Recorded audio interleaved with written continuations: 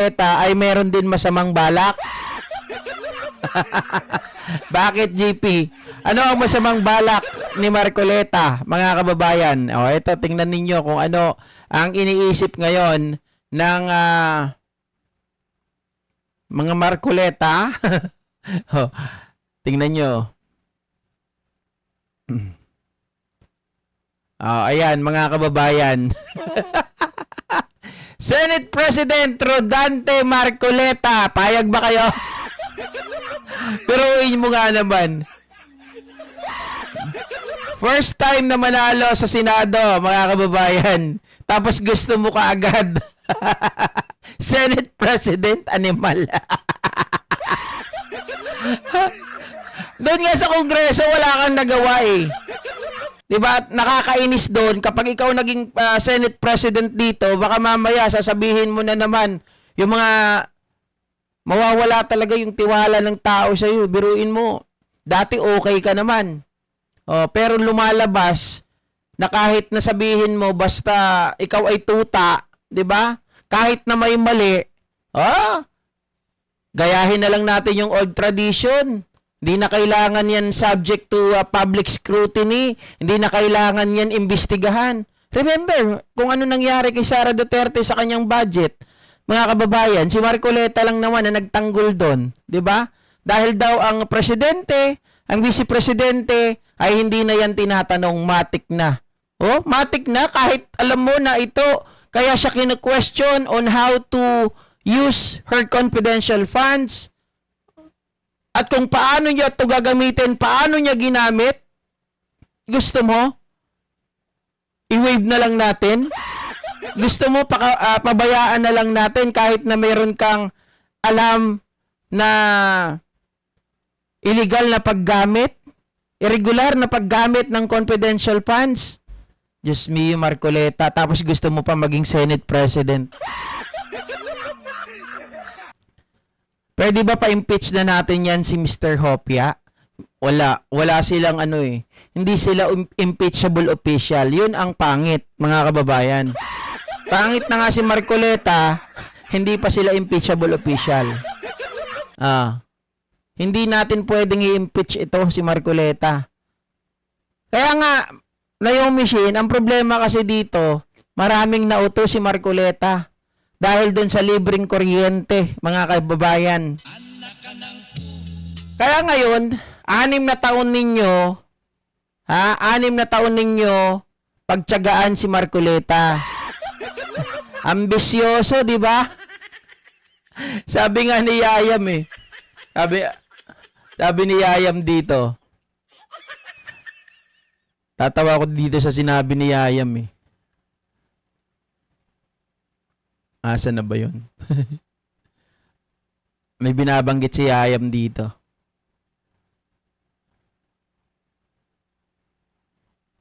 Teka lang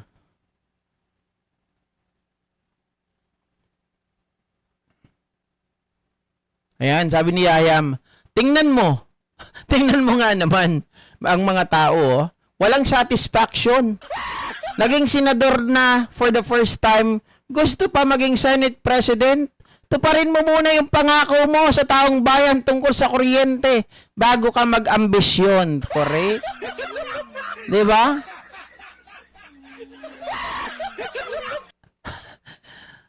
Hi, Ma'am Irish. Just me, Marimar, mga kababayan. Ano na lang ang mangyayari sa atin pag ganito na hindi po bumabase sa batas, hindi po bumabase sa tama yung mga nakaupong mga senador natin. 'Di ba? Ito, bagong pasok, first timer sa Senado. Gusto ko agad maging Senate President. Sabi nga ng mga niyayam, tuparin mo muna yung pangako mo sa taong bayan, 'di ba? Na libreng kuryente, yung mga nagkukonsumo ng 2,000 pababa. Kaya lang, parang yan ata ay suntok sa bato. 'Di ba? O suntok sa hangin, bakit kamo? Mga kababayan, sabi ko nga ang presidente nga natin, nahihirapan nga sa subsidy kung tutuusin dyan sa 20 kilos ng bigas.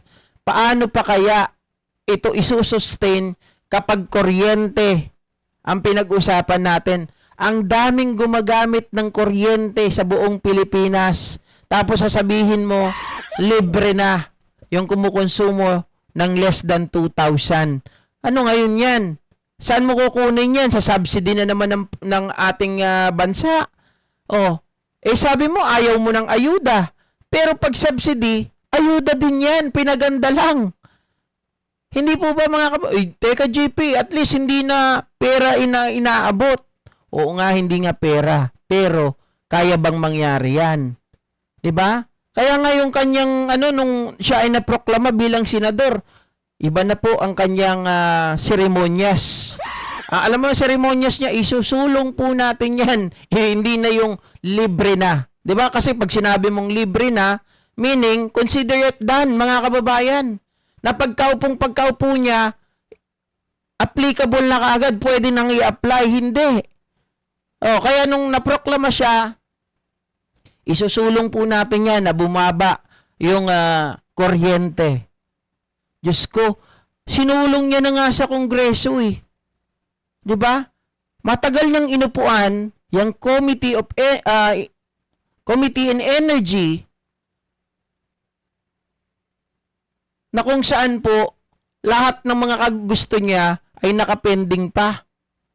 Hindi siya tinulungan ni Rapi Tulfo, ni Rap-Rap. Inaaway niya si Rap-Rap. Sabi niya gano'n. Ang dami mong mga ek-ek dyan. Ang dami mong mga nalalaman. Umiepal ka kung saan-saan. Pero yung sarili mong committee, ayaw mo kong tulungan. Sabi niya gano'n, di ba? Doon nga lang, walang nangyayari eh. Mga kababayan, tapos sasabihin mo, pababain mo yung kuryente, libre na.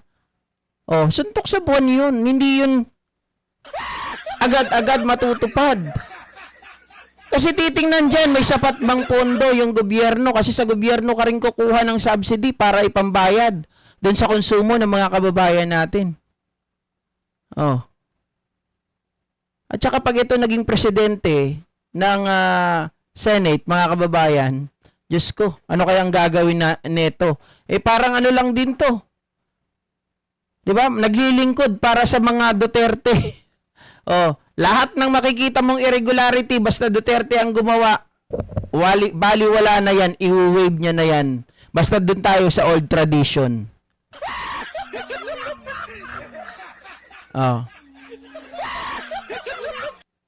Saan Goku? Bakit naman ako magpapahinga? Bata pa ako.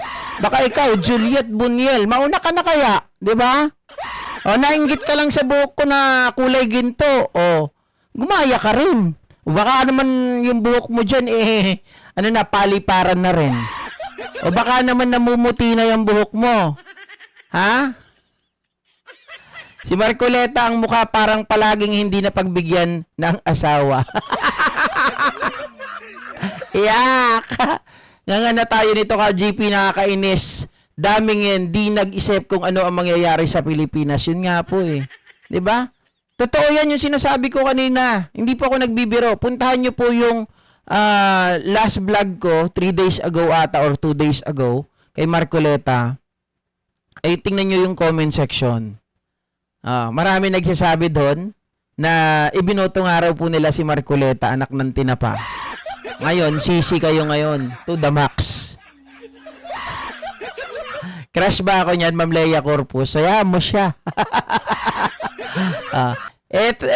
Di kung ganun tanga pala si Marcoleta, bakit di nagbitaw ng salita kung hindi pa pala siya sigurado? Hindi, Sweet Dolly Babes. Simple lang ang sagot doon. Siyempre, eleksyon. 'Di ba? Kita nyo naman, naging effective.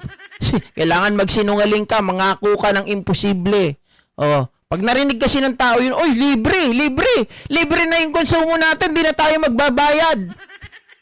Ayun na, iboto natin si Marcoleta, sigurado. Matutulungan tayo niyan. Libre na tayo sa kuryente. Sayang din yun, pambili na natin ng bigas.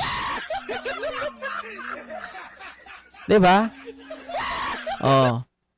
Kasi tayong mga Pilipino, hindi tayo nag-iisip. Porkit pinangakuan, mga kababayan, gusto pa to pa rin. Malabo nga to pa rin yun eh. Oo, napanood ko yun. Always naman ako watch sa'yo. Salamat po sa inyong lahat, mga kababayan. Maglaway ka, GP. Marami na nagkakakrush sa akin, mga kababayan, pero hindi sila nagtagumpay. Yung iba gusto ko sa bunutan. Yung iba gusto kong kurutin. Oh, bahala kayo dyan. Mainis kayo. Parang Robin Padilla lang. Correct. Parkuleta pinaglihi ng sama ng panahon. Parating naka-X ang kilay. Parating nakasimangot. May mga Pilipino kasing mabilis mauto. Hindi lang mauto. Talagang hindi nag-iisip. 'Di ba? Si Mr. 10K nangako din. Palagay ko ang nagturo dito si Mr. 10K, pangakuan mo sila. Sabi niya ganoon. O tingnan ko kung hindi ka manalo. Ay nako, mga kababayan, maraming salamat po muli sa inyong lahat. Ay nakalipas na naman po ang 1 oras at 13 minuto ng ating pagsasama. Wala naman talagang mga pag-uusapan ngayon kung hindi yung resignation po ng mga gabinete ng ating Pangulo. Okay? So, mag-abang-abang ulit tayo. Magkita-kita tayo bukas ng tanghali, mga kababayan. GP, anong oras yung tanghali? Pakatamarin ka na. Depende po. Okay? Mga kababayan, maraming salamat po at magandang gabi sa inyong lahat. See ya, buyers. Ang daming bobong butante, no? Tapos ngayon sisisihin yung Pangulo natin. Mga unghang. Go Philippines! Go Philippines! Go Philippines! Go Philippines! Sa silong ng araw, lupang mahalaga. Tugong magiting, sa'yo'y alay na. Sa bawat pagsikap, sa bawat hakbang, ang dangal ng bayan, tayo ay manindigan. Huwag matakot, huwag panghinaan. Sa hamon ng buhay, tayo'y lumaban. Pag-ibig sa bayan, sa puso'y ilaganap. Tugot pawis aking handang iharap. Go Philippines, bayan kong mahal. Sa iyong buhay ko ay iaalay. Sa hirap at ginhawa, hindi kita iiwan. Laging tatanglaw, hindi papatinag. Sa liwanag mo, o Diyos, ako'y nagising. Pag-ibig mo sa bayan, walang kahambing. Sa bawat sugat, ikaw ang naghihilom. Pag-asa at lakas, sa'yo tutugong. Yeah! Go Philippine, taas noo, di pabubuwag. Kasaysayan natin, di mabubura na sinungaling at huwad. Fake news, dapat nating labanan. Buksan ang isipan, huwag